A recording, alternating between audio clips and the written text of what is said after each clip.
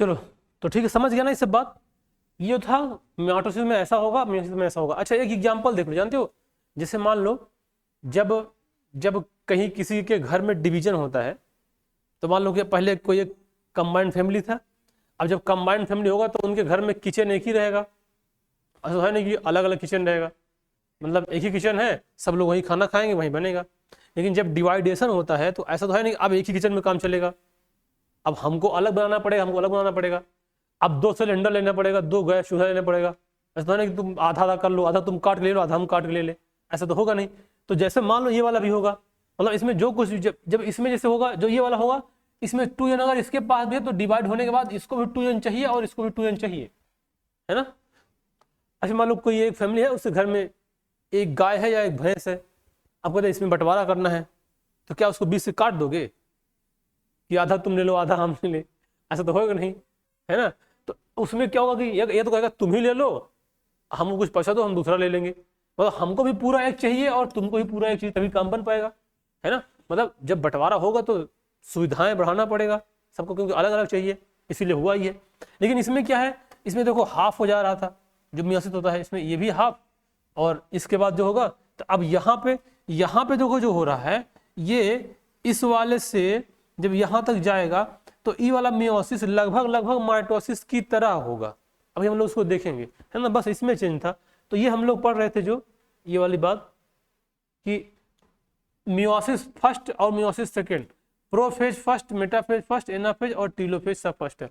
और जब meiosis second होगा तो उसमें मियोसिस सेकेंड में prophase second, metaphase second, anaphase और टीलोफेज सेकेंड नाम चलेगा। इस यहाँ पे ना ये सब बात याद, जैसे प्रोफेज फर्स्ट, जो मियोसिस फर्स्ट है सबसे ज्यादा टाइम लगेगा इसमें। जैसे मान लो यहाँ पे क्या था, ये वाला है मियोसिस फर्स्ट और ये वाला क्या है मियोसिस सेकेंड, तो ज्यादा टाइम कहाँ लगेगा इसमें। जब ये मियोसिस सेकेंड होगा तो वो जल्दी से डिवाइड हो जाएगा, बात समझ रहे हो ना। तो मियोसिस सेकेंड में समय कम लगना है।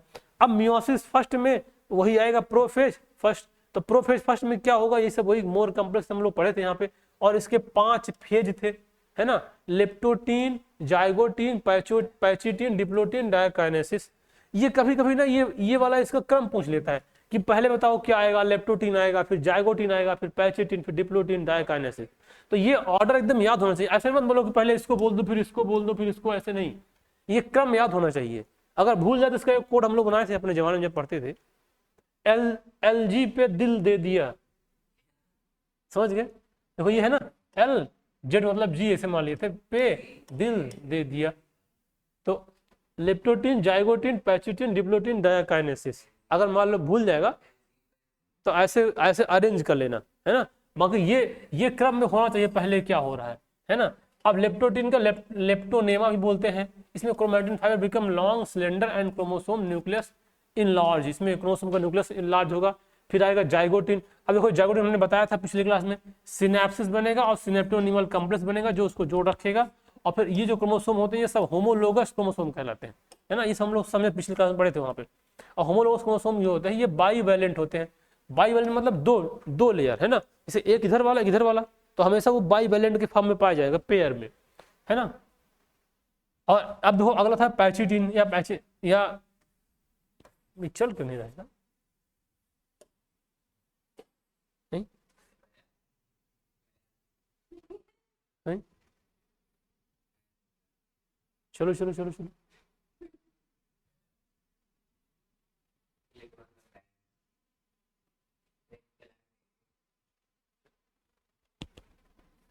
क्या क्या दिन दिखाई दे रहा, दिखाई दे रहा है सबको, दिख रहा है। चलो तो ये था। अब देखो इसी एक क्वेश्चन आता है कभी कभी, ये जो क्रॉसिंग ओवर है ये किस फेज में आता है, हमने उसको डिस्कस किए थे। तो मुझे क्रॉसिंग ओवर पैचिटीन में क्या आता है, क्रॉसिंग ओवर, है ना। और रिकॉम्बिनेट, क्रॉसिंग मतलब एक्सचेंज होना ना, जो बताए नहीं थे कि अगर हाँ हाँ इसे क्या कि ये वाला ऐसे है मान लो,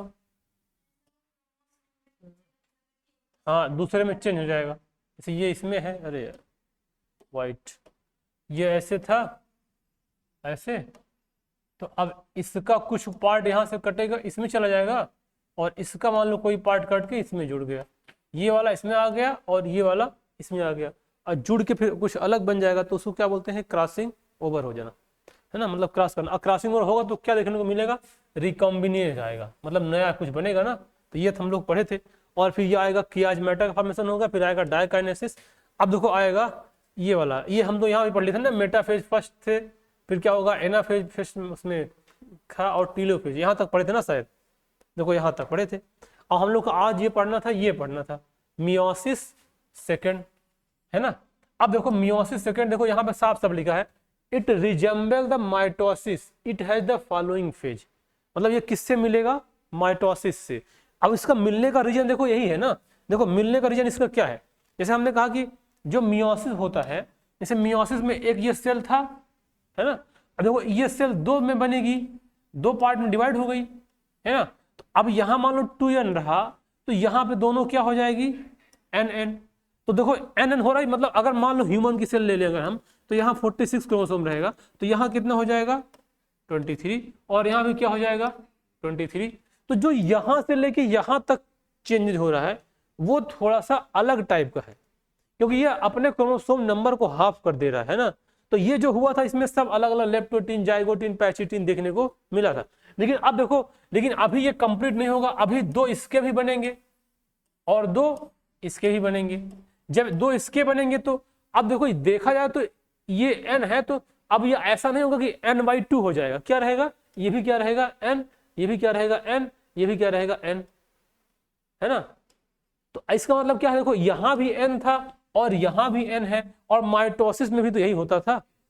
वहां अगर मान लो 2n था अगर कोई, तो ये डिवाइड होने के बाद जो बन रही थी वो 2n ही तो बन रही थी। तो माइटोसिस में ऐसी तो होता था, तो बस यहाँ क्या है, n से n ही बनेगा। इसका मतलब ये देखा जाए तो ये है मियोसिस का पार्ट, लेकिन ये जो यहाँ से यहाँ तक का फेज होगा वो एकदम एग्जैक्ट किसकी तरह देखने को मिलेगा, माइटोसिस की तरह। तो ये बात इसमें वही बात दिखा है कि ये माइटोसिस की तरह मतलब है ना। अब देखो इसमें कुछ अब फेज आएगा, अब देखो प्रोफेज फर्स्ट, फिर आएगा मेटाफेज, ओ सॉरी सेकेंड, फिर आएगा मेटाफेज सेकेंड, फिर आएगा एनाफेज सेकेंड, फिर आएगा टीलोफेज सेकेंड, है ना। तो अब देखो देखना सब में देखने को वही मिलेगा, it is the initiated immediately after the cytokinesis, मतलब जब एक बार मियोसिस हुआ, जैसे ये वाली जब सेल डिवाइड हुई होगी तो पक्का यहाँ पे साइटोकाइनेसिस हुआ होगा। पहले क्या हुआ, कैरियोकाइनेसिस, फिर क्या होगा, साइटोकाइनेसिस। अब देखो साइटोकाइनेसिस होने के बाद ये सेल अलग अलग हो गई, अब इसमें फिर से डिवीजन होना शुरू हो जाएगा, है ना। तो ये कहने का मतलब यही है कि जैसे साइटोकाइनेसिस में हो गया उसमें डिवीजन होना फिर से शुरू हो गया, और अब ये करते करते उसमें पहले क्या आएगा, nucleolus and nuclear membrane disappear in the both nuclei, दोनों का जो न्यूक्लियोलस है और न्यूक्लियर मेम्ब्रेन दोनों क्या हो जाएगा, डिसअपीयर। अब होने के बाद अगला स्टेज आएगा मेटाफेज। अब क्रोमोसोम अलाइन द इक्वेटर, मतलब फिर से इक्वेटर पे अरेंज हो जाए, जैसे मान लो ये है, ये सेल था, तो अब जो क्रोमोसोम थे ये ऐसे ऐसे ऐसे ऐसे इक्वेटर पे क्या हो जाएंगे, इकट्ठा हो जाएंगे, बात समझ रहे हो ना। तो ऐसा होना शुरू हुआ। अब उसके बाद ये कहलाएगा मेटाफेज, और मेटाफेज सेकंड के बाद क्या आएगा, फिर आएगा एनाफेज। अब एनाफेज मतलब फिर देखो in the beginning with the simultaneous splitting of the centromere of the each chromosome which by the holding sister chromatid together, thus they move toward the opposite pole of the cell by the shortening of the microtubules attached to the kinetochore। तो ये होगा anaphase second में। फिर आएगा telophase second. अब telophase second में ये two groups of chromosome और वंस अगेन, मतलब फिर से पास पास आएगा और न्यूक्लियर इनवेलप डेवलप होगा, फिर साइटोकाइनेसिस होगा और वो फिर से क्या होगा, दो सेल में डिवाइड हो जाएगा, तो अलग अलग सेल बन जाएगा।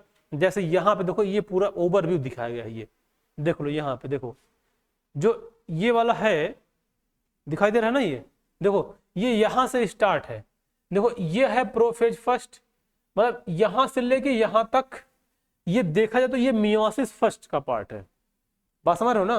तो जब मियोसिस फर्स्ट हुआ देखो यहाँ पे कंडीशन उसकी वही होगी, ये क्रोमोसोम ऐसे अलग अलग डिवाइड होगा और पहले बीच में इनका जो अलग अलग इधर देखो ये पोल पे खींच जाएगा, ये उधर खींच जाएगा, और यहाँ पे आके ये दोनों का अलग अलग न्यूक्लियस बनेगा और फिर ये बीच में यहाँ पे क्या हो जाएगा, साइटोकाइनेसिस।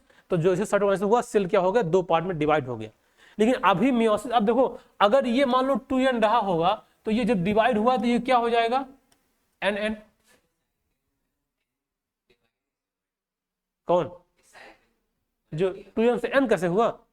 अरे इसमें जो ये वाला स्टेज आ रहा था, देखो डायग्राम बता, देखो देखो देखो यहाँ पे देखो, ये क्रोमोसोम तुमको दिखाई दे रहा है कुछ, इसका देखो कुछ कलर अलग है, इस वाले कलर अलग है। अभी दिख रहा है ना, देखो ये आपस में क्या हो गया है, मिक्स हुआ है।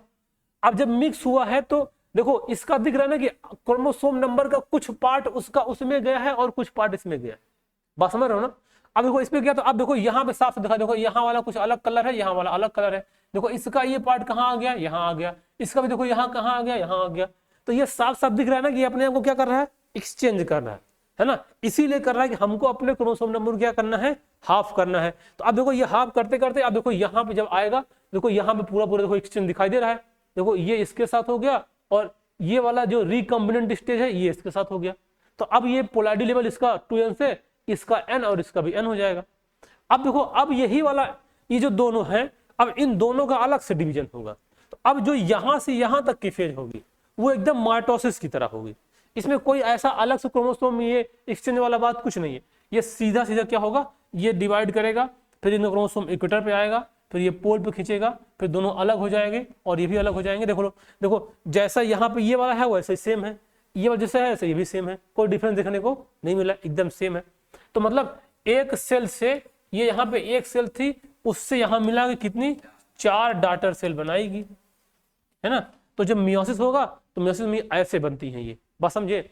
अब यहाँ पे देखो इसका सिग्निफिकेंस, अब जैसे माइटोसिस का सिग्निफिकेंस था सेल का ग्रोथ करना, जो माइटोसिस था उसका क्या सिग्निफिकेंस था, जब सेल को ग्रोथ करने जरूरत पड़ती है तो वहां क्या पड़ता है, हाँ जब रिपेयर कभी पड़ती है या सेल डिवीजन, कहीं मान लो कहीं इंजरी हो गई है, अब वो इंजरी सेल ज्यादा डिवाइड करना है, जो डिवाइड करना है तो सेल कहाँ पे डिवाइड होगी, माइटोसिस में, उस पर्पज से होगी। और अगर जब मियोसिस होगा तो इसमें क्या होगा, जब गैमेट का फॉर्मेशन होगा। देखो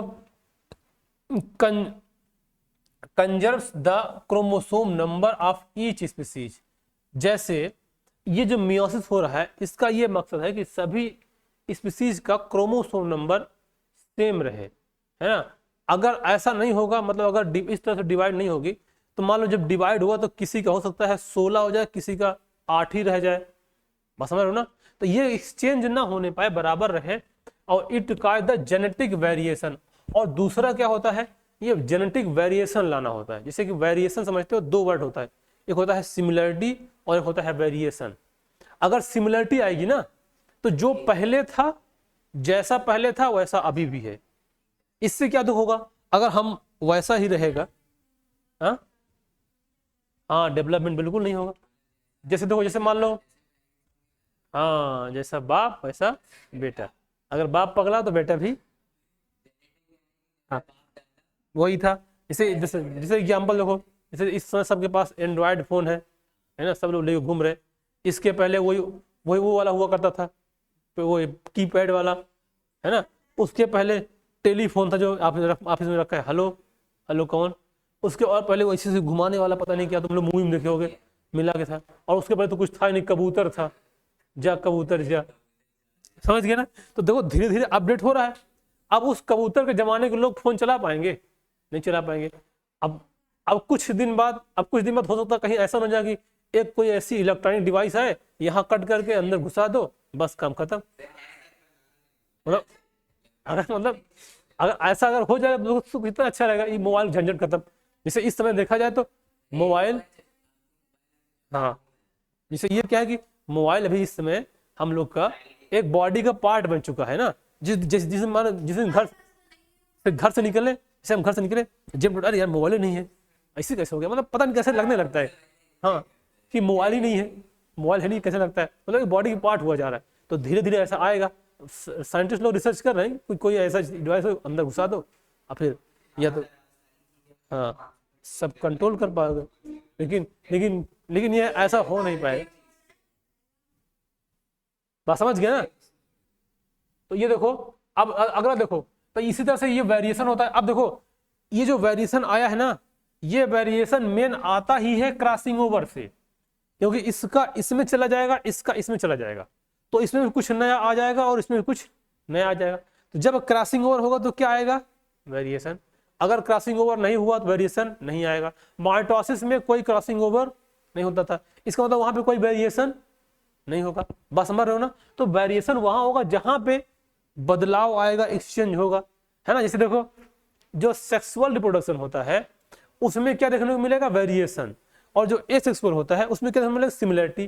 क्योंकि सेक्सुअल में दो पेरेंट होते हैं, एक मेल और एक फीमेल, तो कुछ करेक्टर उसके कुछ करेक्टर उसके मिला के एक नया करेक्टर बन गया। बात समझ रहे हो ना। तो ये करेक्टर हो गया ये, तो इसका यही सिग्निफिकेंस है। तो वेरिएशन लाने के population organism it important for the evolution, जो कि इवोल्यूशन के लिए रिस्पॉन्सिबल है। अगर हम लोग अपने आप को ऐसे बदल नहीं पाएंगे तो नेचर में सर्वाइव नहीं कर पाएंगे, है ना। क्योंकि नेचर जैसे बदल रहा है, अगर उस तरह से नहीं बदले अपने आप को तो सर्वाइव नहीं कर पाएंगे। जैसे कि अब देखो ऑनलाइन पेमेंट है, मान लो अब तुम लोग जाते हो गोलगप्पा खाए 5 रुपए का, कहे ऑनलाइन गूगल कर देंगे। अब मान लो धीरे ऐसे पूरा ऐसे कन्वर्ट हो जाएगा, किसी के पास पैसा रहा नहीं करेगा, तो अब जो इसको नहीं जान पाएगा वो बेचारा फुल्की नहीं खा पाएगा, मतलब कुछ ले ही नहीं पाएगा। उसको एक अलग से आदमी चाहिए, भाई चलो हम हमारा पैसा दे देना तुम, है ना। तो इसका मतलब क्या है, अपने आप को अपडेट नहीं करोगे तो वो कब तक सर्वाइव करेगा। कुछ नहीं कहेगा अरे यार छोड़ो हटाओ, ऐसे सुसाइड कर लो, बढ़िया है जीने से अच्छा। बस समझ गया ना। तो ये अपडेट करना जरूरी है। तो वेरिएशन का मेन मकसद होता है अपडेट करना। तो देखो ये हो गया, तुम लोग पीछे यहाँ क्वेश्चन दिया हुआ है मॉडल क्वेश्चन में, ये सारा क्वेश्चन तुम लोग इसको कर डालना पूरा, और करके आना, फिर जो नहीं आएगा तो उसको हम बताएंगे पूरा एकदम सटीक से, ठीक है। तो ये मियोसिस और माइटोसिस दोनों का चैप्टर कंप्लीट हो गया है। अब हम लोग इसके बाद अगला टॉपिक शायद है तुम लोग, हाँ क्रोमोसोम्स है ना। तो क्रोमोसोम का एक बार थोड़ा सा बताए थे क्रोमोसोम के बारे में। जो क्रोमोसोम किससे मिलता है, क्रोमैटिन से। जो क्रोमैटिन होता है, जैसे कि ये जो न्यूक्लियस था, ये जो न्यूक्लियस था, इस न्यूक्लियस के ऐसे बीच में क्या था, न्यूक्लियोलस, और यहाँ सब क्या था, ऐसे क्रोमैटिन। यही क्रोमैटिन जिस समय सेल डिवाइड होगा उस समय कंडेंस हो क्या बना देगा, क्रोमोसोम। और वो क्रोमोसोम जैसे ह्यूमन में बात करें तो कितना होता है, 46। सभी ऑर्गेनिज्म में ये क्रोमोसोम नंबर अलग अलग होता है। बात समझ रहे हो। तो ये पूरी बॉडी नहीं बेटा, देखो ये कंफ्यूजन मत करो इसमें। हमको इसमें अभी कोई पूछेगा क्रोमोसोम कहाँ होता है, तो ऐसा नहीं कि आंख के पास होता है, आंत में होता है। जहां जहां सेल है, कुल जहां जहां न्यूक्लियस है वहां क्रोमैटिन होगा। बस समझ ना। तो जहां सेल है वहां न्यूक्लियस है, और जहां न्यूक्लियस है वहां क्रोमैटिन है। अगर वो सेल डिवाइड करेगी तो वहां क्रोमोसोम दिखेगा, नहीं करेगी नहीं दिखेगा। तो क्रोमोसोम का ऐसा कोई पर्टिकुलर स्थान है कि आंख है तो बोल दो सर में होगी, पैर में नहीं होगी, है ना। तो ऐसा कोई इसका प्रॉपर स्थान नहीं है, प्लेस नहीं है, बस ये है। तो ये क्रोमोसोम नंबर, हम लोग क्रोमोसोम के बारे में पूरा पढ़ेंगे, लेकिन अगली क्लास में पढ़ेंगे, आज नहीं पढ़ेंगे। आज यहीं तक करते हैं, फिर अगली क्लास जब मिलते हैं तो पूरा क्रोमोसोम, क्योंकि सीट भी दे देंगे क्रोमोसोम वाली, और फिर आगे पढ़ेंगे भी। बस समझ गए ना। तुम लोग इसको पूरा पढ़ लेना, जो तुम लोग के बुक में है उसको भी अपने से पढ़ के पूरा क्वेश्चन उसको सॉल्व कर लेना। बस समझ लो ना। हम पहले देखेंगे उसको। हाँ जीन्स क्या, देखो जीन्स क्या होता है समझ जाओ थोड़ा सा। अच्छा बता ही दे रहे हैं, जीन्स पे आ गए तुम तो। देखो जैसे मान लो एकदम यहाँ से चलो, जैसे मान लो ये क्या है, सेल है ना। ध्यान समझना, ये सेल है, सेल में यहाँ क्या भरा हुआ है, न्यूक्लियस। अगर तुम इसको बाहर निकालोगे तो ये कुछ न्यूक्लियस हमको मान लो ऐसा दिखाई दे रहा है। अब जो ये बीच वाली सेल है इसको हम लोग क्या बोलते हैं, न्यूक्लियोलस। और जो यहाँ पे ऐसे ऐसे स्ट्रक्चर दिखाई देगा ये सब क्या है, इसको हम लोग क्या बोल सकते हैं, क्रोमैटिन। अब देखो ये क्रोमैटिन जब सेल डिवाइड होना होता है तो ये खूब ज्यादा ऐसे ऐसे कंडेंस हो जाता है, पास पास मिलके ऐसे ऐसे। अब कंडेंस होने के बाद ये कुल मिला के फिर ये ऐसा कुछ स्ट्रक्चर बना देगा ऐसे पेयर में। बात समझ रहे हो ना। अगर तुम इतने पार्ट को ऐसे कट करके देखोगे तो तुमको कुछ ये ऐसा ही नजर आएगा, एकदम ऐसे ऐसे ऐसे ऐसे। ये मतलब ये पूरा ऐसे ऐसे से मिलके भरा हुआ है। बात समझ रहे हो ना। अब तुम इसको क्या करो, सीधा कर दो तो ये धागा लाइक स्ट्रक्चर बनेगा, एक थ्रेड लाइक स्ट्रक्चर। इसको सीधा करोगे, इसको सीधा कर दो, मान लो ये लो हम इसको यहाँ पे सीधा कर दिए, ये कुछ ऐसे सीधा कर दिए। अब इसको तुम जूम करके देखोगे, तो जब इसको जूम करके देखोगे तो तुमको यहाँ पे क्या मिलेगा, कुछ ऐसा स्ट्रक्चर मिलेगा, ये वाला। अब ये जो स्ट्रक्चर होता है ये क्या कहलाता है, ये डीएनए कहलाता है। और इसी डीएनए के अंदर यहाँ पे अलग अलग, हर एक डीएनए में अपना अलग अलग क्वालिटी का जीन होता है ना, कि इसका अलग है, इसका काम अलग है। तो ये क्या होता है, यही होता है हमारा जीन। बस समझ गए ना। तो जीन कहाँ होता है, डीएनए में, है ना। और हर काम के लिए क्या रिस्पॉन्सिबल होता है, जीन। बात समझ रहे हो ना। जैसे मान लो किसी का कलर डार्क है, किसी का मतलब गोरा है, कोई काला है, या किसी की आंखें भूरी हैं, किसी की नीली है, किसी की काली है ना। तो ये सब क्या होता है, जीन। ऐसे प्लांटों में मतलब किसी का कलर जैसे मतलब लाल है, जैसे टमाटर लाल होता है, हरा भी होता है, पीला भी होता है, पत्तियां हरी होती हैं, है ना। तो सब काम के लिए क्या रिस्पॉन्सिबल है, जीन। जितनी भी प्रोटीन बनेगी, हर प्रोटीन इसी जीन के इंडिकेशन से बनेगी। अगर मान लो किसी प्रोटीन बनाना है तो प्रॉपर उसका एक अपना जीन होगा। अगर हम इसको बाहर निकाल देंगे तो वो प्रोटीन फिर नहीं बन पाएगी। और इसी को देख के तो पूरी बायोटेक्नोलॉजी बनाई गई है। जो बोलते हैं ना कि इसका जीन चेंज कर देंगे, तो यही सबसे तो बायोटेक्नोलॉजी बना हुआ है। जैसे कि पहले बीमारी, जो बीमारियों को ठीक करने का एक, अब ये जेनेटिक इंजीनियरिंग का यूज किया जाता है ना। मतलब ऐसे करते हैं कि जैसे मान लो हम समझ रहे हैं कि ये वाला जीन मेरा डिफेक्टिव है। जैसे हमारे अंदर मान लो जितने सारे जीन हैं, ऐसे मान लो बहुत सारे जीन हैं। अब हम ये मान लें कि ये वाला मेरा जीन डिफेक्टिव है, जो कि आगे बहुत अलग अलग टाइप की बेकार बेकार सेल बनाने से हमको बीमारी काज हो रही है। तो हम इसको जेनेटिकली क्या करेंगे, इस जीन को रिमूव कर देंगे, हटा देंगे इसको।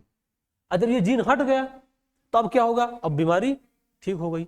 बात समझ रहे हो ना। जैसे कैंसर हो गया, HIV हो गया, बहुत सारी ऐसी बीमारियां हैं जो कि अगर हम लोग इसको कंट्रोल कर ले तो ठीक हो सकता है। बायोटेक्नोलॉजी में हो रहा है, ऐसे क्यों कर तो रहे हैं। हाँ, और इसकी रिसर्च अब देखो, अब इसमें बहुत तेजी से चीजें आगे बढ़ रही है। क्योंकि देखो, अगर कितनी भी सेल है, मान लो अगर एक सेल ही बनी भी, तो ये सेल उस जीन के अकॉर्डिंग ही बनेगी। तो अगर हम लोग उस जीन को पकड़ लेंगे तो सेल जैसे चाहे सेल बन जाएगी। हाँ, तो बन तो रहेगी, दिक्कत क्या है। हाँ, देखो जैसे देखो कैसे क्यों पकड़ना, सुनो ध्यान से मेरी बात।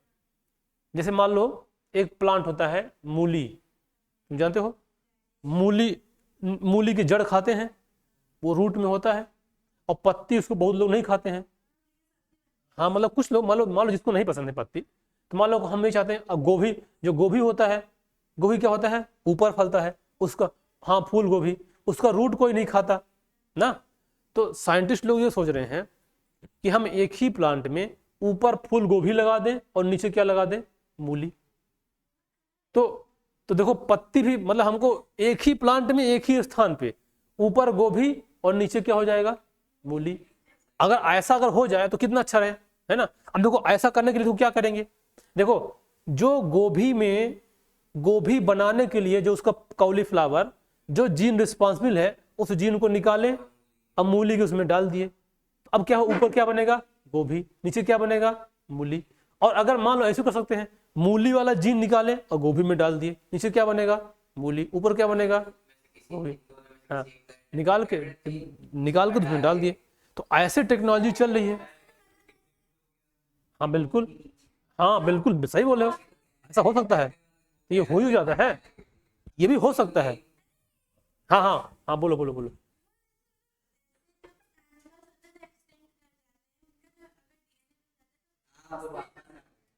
क्या क्या,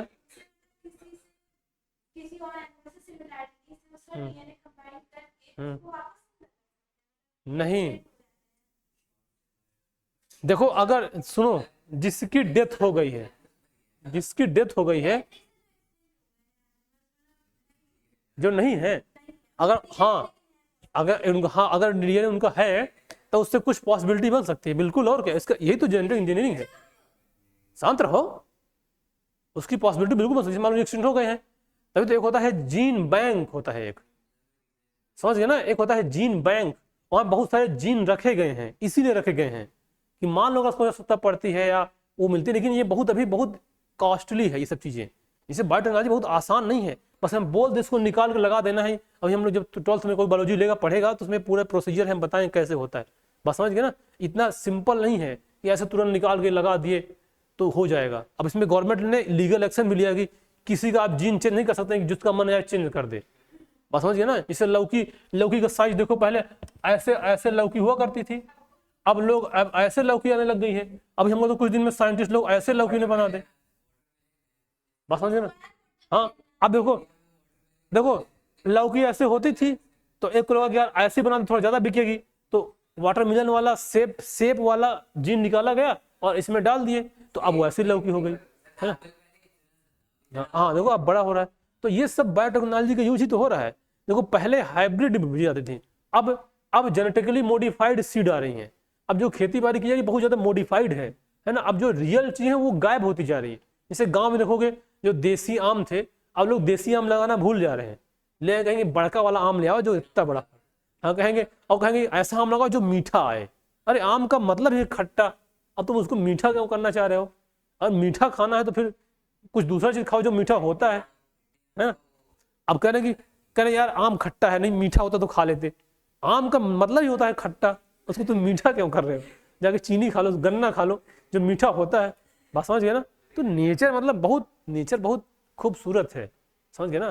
जैसे तुम लोग एग्जाम्पल देखो, इसी मिट्टी में अगर मिर्चा लगाओगे, मिर्चा का प्लांट, तो जब फल देगा तीखा आएगा, और इसी मिट्टी में गन्ना लगाओगे जब उसका वो करोगे मीठा आएगा। है एकदम मिट्टी वही, सब कुछ वही, न्यूट्रिएंट भी वही, सब कुछ वही, लेकिन सब का स्वाद देखो अलग अलग है। तो ये सब क्या है देखो ना, कितना मतलब कितना खूबसूरत नेचर है। अगर समझने का प्रयास करोगे पहुंच जाओगे हिमालय पर्वत पे, सब मोह माया छोड़ दोगे, समझ गए ना।